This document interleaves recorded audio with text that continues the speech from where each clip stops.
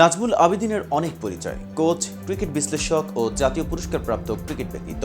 সম্প্রতি তিনি হয়েছেন বাংলাদেশ ক্রিকেট বোর্ডের পরিচালকও। তবে বাংলাদেশ দলের তারকা অলরাউন্ডার সাকিব আল হাসানের সঙ্গে নাজমুল আবেদীনের সম্পর্কটা গুরু শিষ্যের।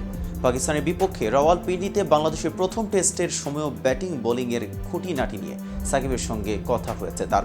আজ মিরপুর শেরেবাংলা স্টেডিয়ামের মিডিয়া সেন্টারে সাংবাদিকদের নাজমুল আবেদীন বলেন, আমার তো দুটি ভূমিকা আছে ওর সঙ্গে।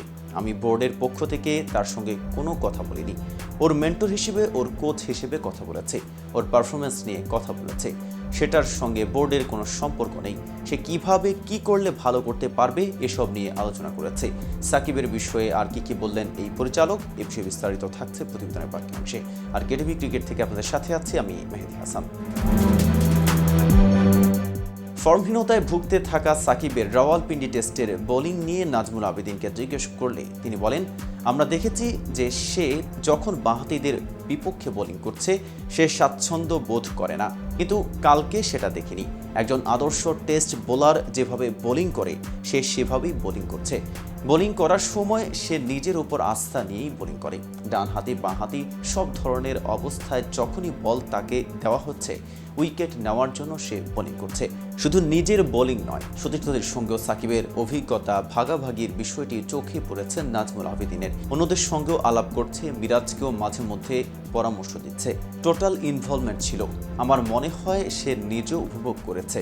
বোলিং নিয়ে তার মধ্যে অসন্তুষ্টি ছিল, সেটা চলে গেছে। আত্মবিশ্বাস চলে এসেছে, এটা ওর পরবর্তীতে কাজে লাগবে। সাকিবের প্রসঙ্গে অন্য আরেক প্রশ্নের উত্তরে তিনি বলেন, যে কোনো অ্যাথলেট হোক, যে কোনো দেশেরই হোক, তারা যখন পারফর্ম করতে মাঠে নামে আমার মনে হয় না তারা নেগেটিভ প্যাকেজগুলো নিয়ে মাঠে নামে। তারা শুধু তাদের খেলার কথাই ভাবে। এভাবেই তারা নিজেদের তৈরি করে যেন অন্য কারো চিন্তা আদৌ না আসে। পাকিস্তানের বিপক্ষে বাংলাদেশের 10 উইকেটের জয়ের দিনে সাকিবকেও তেমনই মনে হয়েছে নাজমুল আবেদীনের। তার ক্ষেত্রেও সেটাই হয়। ওর অন্য কোনো চিন্তা থাকে না, ও শুধু ব্যাটারকে নিয়েই চিন্তা করে। বল কোথায় করবে, কিভাবে করবে, অন্য কোনো সময় আসতে পারে চিন্তা, তবে বল করার সময় চিন্তা আসে না। এটাই ওকে অন্যদের থেকে আলাদা করে। অন্যদের আমরা দেখেছি বিভিন্ন ঘটনা, সমালোচনা তাদের ন্যাচারাল খেলাটা খেলতে দেয় না, কিন্তু সাকিবের ক্ষেত্রে সেটা ঠিক হয় না। তো ভিউয়ার্স, ভিডিওটি সম্পর্কে আপনাদের কোনো মতামত থাকলে কমেন্ট করে জানাতে পারেন।